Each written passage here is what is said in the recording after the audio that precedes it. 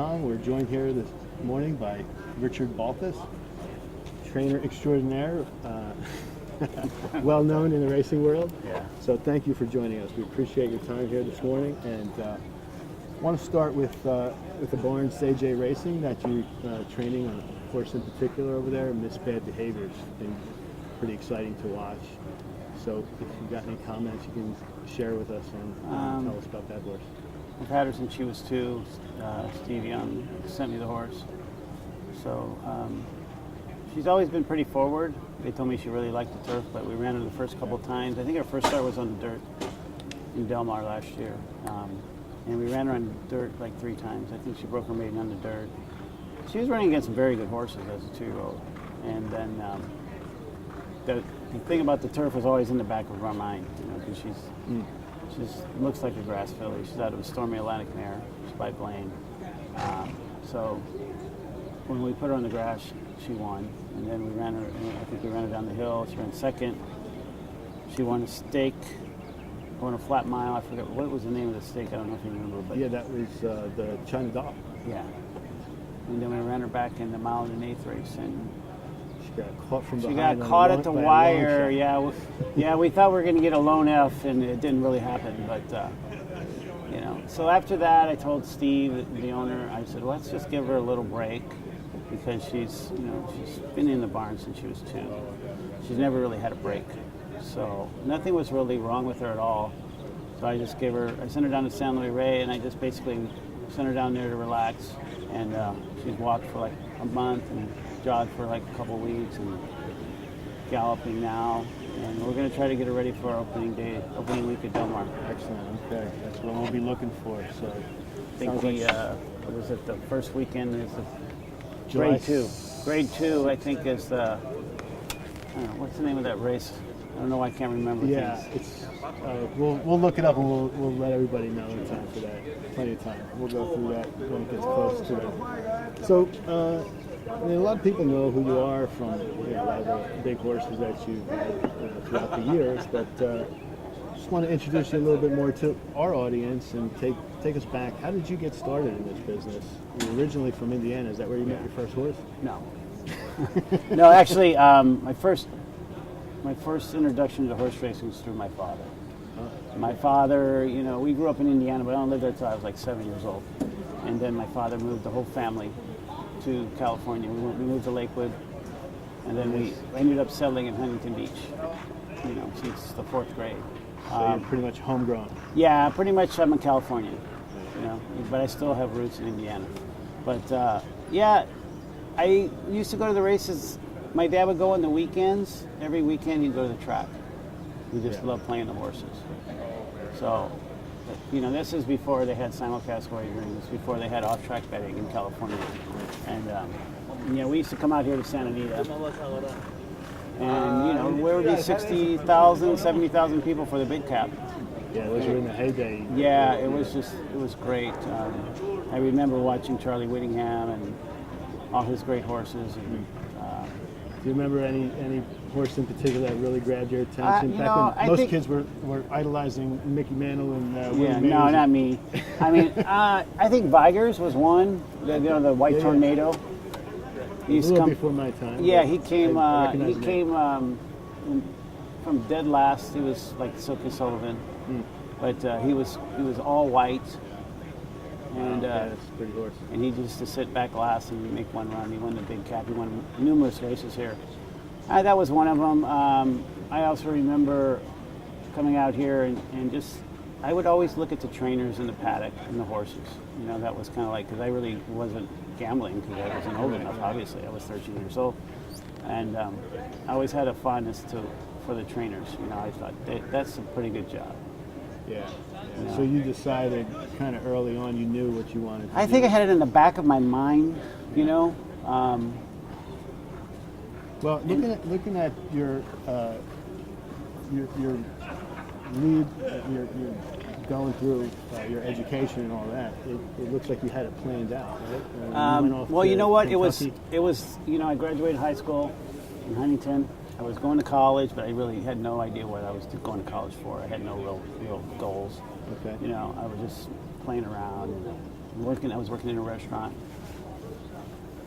when I was like 20, you know. And But the horses kept calling you. Well, I used to go. Yeah, the horses kept calling me, and I think it was Charlie Whittingham was probably the biggest influence I had. Just watching him saddle. He used to saddle 3 horses in this big cap, 3 horses in the San Juan Capistrano one that was a really big race.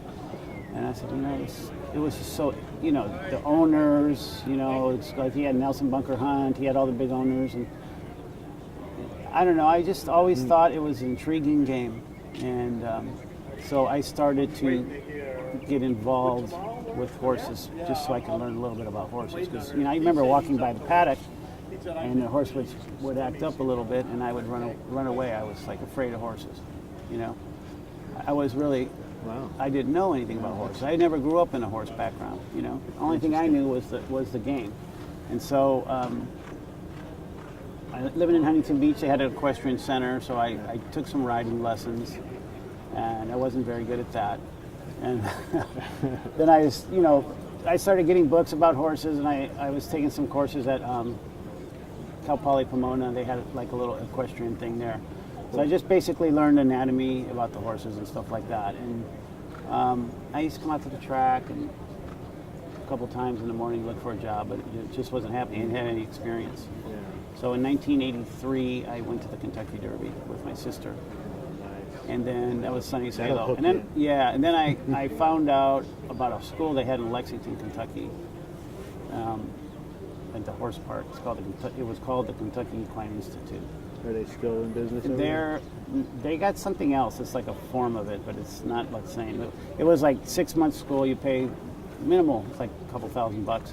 And it was also put on by the horsemen. Well, basically, what they wanted to do was teach people about horses so they could be qualified to work on the farms. Okay. So it was, it was sponsored by the horsemen of Kentucky, but also you had to pay a little bit of money. So from there, you got a job working. Yeah, on the first ground. weekend I was there, they said send one of those students out to the farm. So I was working at a farm called Pillar Stud, and I saw a stallion breed a mare, and I was like cutting grass. And do you remember what the wages were back then, or did it even matter? Well, no, it didn't really matter. I wasn't making it. I was barely surviving, But it was fun. I had a lot of fun. There was a lot of new students. There were some students from all over the country. There was a couple people from, there was a girl from Italy. And I remember saying, you know what, I made some friends. It was a great experience. And then I started working at the farms. I worked at Spendthrift Farm as a groom, and I rubbed yearlings. And when this was in the heyday when Leslie Combs owned it before Mr. Hughes bought it. And Seattle Slew was there, Affirmed was there, Razor Native was there, Carl was there. You drive through into the barns, and it's just like, it's unbelievable. I was like just awestruck. I thought, wow, these are the greatest horses in the world. That's pretty awesome. I mean, So I think there was a yearling that was a full brother to Mr. Prospector they tried to sell. And that was like, then I did that. I rubbed yearlings, and I went to the sale, and I rubbed yearlings at the sale. I mean, I did all the jobs. Then I got into the racing part of it. And did that lead you back to California? Oh, yeah. I mean, my heart's in California, and I'm not a cold weather person. So I moved back home here, and then I got a job with, I think, Daryl Vienna as a groom. I was a groom for Daryl Vienna. And I had knit. I worked, and I was like still not knowing what I was. I was trying to move up the ladder, but I didn't feel comfortable here. I just didn't have the opportunity. So then I went to New York. I wrote a trainer a letter, Tom Skiffington. I wrote him a letter, told him I wanted to work for him, and he called me back. And then I moved to Lexington again, and I worked as a foreman. Then I was an assistant trainer. Nice. And then I came back to California, and who did you start? You came back as an assistant trainer? No, I wasn't an assistant trainer when I was assistant trainer in New York, but when I came to California, I really missed it. I missed home, and I came back here, and I wasn't an assistant trainer. My dad found a friend of his that had a few horses at Turf Paradise, and I took my trainer's license test. I got my trainer's license in 91.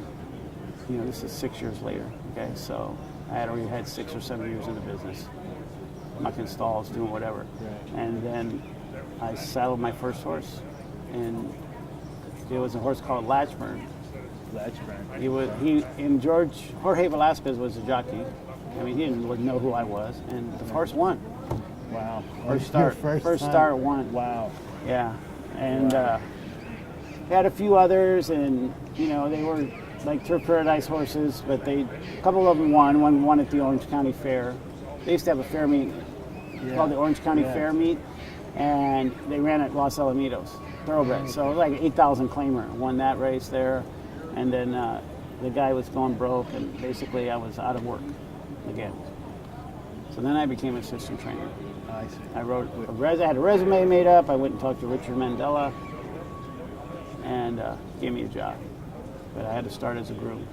And you also worked with a few other big names down here, right? I worked for Richard Mandela. I worked for Barry. Well, Barry was later on. It was like my last stop before I really, I struggled a lot, and this is not an easy business. So I trained horses 2 or 3 times, but I was like in my 40s, and I thought, you know what, I'm not making any money.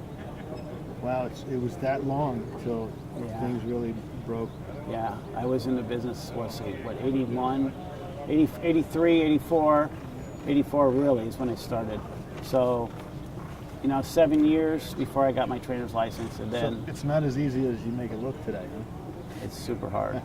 No, I mean, anybody that has any success in this business, I can tell you they deserve it, because there's a lot to this business. So, first you got to get the horses, then they have to win, and then you have to have the right staff. You have to carry insurance. It's not an easy game.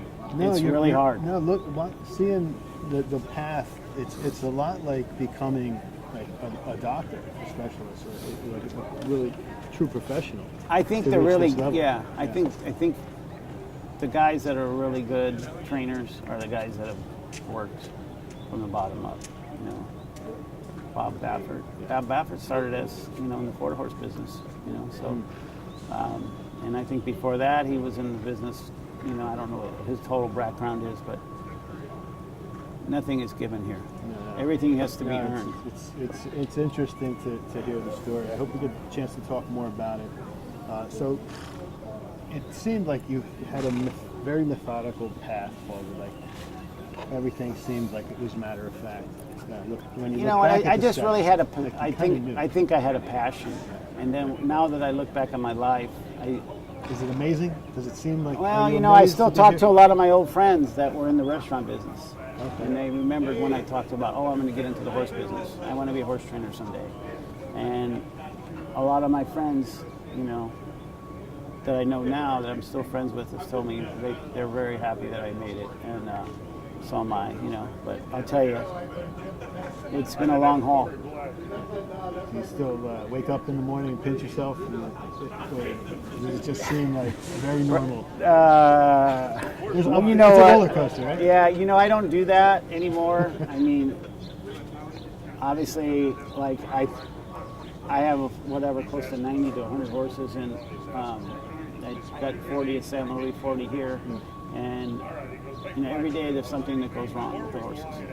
So you're just constantly putting out fires, and when you gear up for a big weekend, like last weekend we had 2 grade 1 horses running, and one lost by a half a nose and the other one lost by a neck.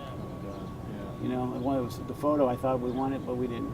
And those kind of things, you just take it in stride. You got to be very proud of your work and proud of your staff and proud of your horse, and it's not all glory. Definitely not. Not on either side. It's the same for the betting side of it too, right? Now, what are the rules when it comes to trainers betting on races? Is there restrictions to? I think there is. I mean, I'm not really a gambler. Oh. So, So you don't. I don't bet. I don't bet much. No. I mean, I bet. Leave that to the. I bet a pick 3 or something. I go back to. I had a horse in. I don't know what year it was. I think it was like 2099, and I was a very small trainer. I had like 7 horses, and the horse's name was Bitter Patron, and he ran at Santa Anita, and he ran 7 times, and he won 5 races, and he ran second twice. So I remember one time going up the escalator with my client, and he used to bet, and I told him, put 500 to win on the horse for me, and I'll take it off the bill. Right? Okay. Well, he ran second. Second, And then he won 3 in a row. And I said, you know what? I think it's not a good thing for me to bet on my horses. I really feel like I'm not a real superstitious guy, but I think it's bad luck for me. Anyway, I don't bet on my horses. We'll chalk that up as superstition. And we're categorizing all the different superstitions, and there's a lot of them. Yeah, there's a lot, like changing the silks before the Belmont. You know, I mean, who knows? You know, I mean, don't mess with fate. I don't know. I mean, it's really, you know, sometimes you think your horse is going to win. I mean, he's doing so good, but you know, it's still a horse race. Anything can happen. He can stumble out of the gate. He can get shut off. You know, he could be the best horse and not win. Absolutely, yeah. So speaking of the Belmont, a few days away now, closing in on it. Do you want to give us any thoughts on how that looks to you? Any predictions? You know what? I think Justify will win it. I think he's a special horse. Obviously, when he won the Kentucky Derby and not being raced as a 2-year-old, I think the record was 144 years old. So right there is one thing. He's done. The horse has done that. He's undefeated. I've seen him train, and I've been at Santa Anita here for a while, and I think there's been a couple horses that I've watched gallop over this track that I think were the best horses I've ever seen. One was Arrogate. Yeah, I remember Arrogate. Before he ever got to be Arrogate, I was like, who is that horse? And, you know, Justify is kind of like the same way. They're also obviously different horses, but they both have a presence, their size, their ability. Obviously, they have a great trainer that's been there and knows how to get the job done. So I think he's the horse. I think he's another Triple Crown winner this year. I'd be very surprised if he doesn't win it. Okay, you heard it here. Moneysport.com. There you go. Justify's going to win. All right, well, hopefully we get to talk to you more. Oh, before you go, this weekend, today, what should we look for in your stable? Today I think I have 4 or 5 in. Oh, wow. So we just need to look at the race card. I think all they're doing well. I think the one in the first is very live. The horse in the second is coming around. He just broke his maiden. And I got another maiden coming from San Luis Rey I'm not too sure about. Unaffordable Youth. She could do it, but I don't know. She's back on the dirt again today. And I have another little filly coming off the layoff that's running for 20. She tries every time. I give her some time off. So she's limited ability, but she's in the right spot. So I think we could have a couple winners today, hopefully. Well, we'll definitely be rooting for you, and we appreciate you sitting in the hot sun and taking some time out of your day to talk with us. Thank you very much. Thank you very much. All right. All right. Before we finish, let me get some cutaways. So can you just act like you're talking? I want to get some cutaways of your hands as they were on the table, like you were talking to Brian. Okay. Stuff like that. So you guys can just like Do you want me to chat.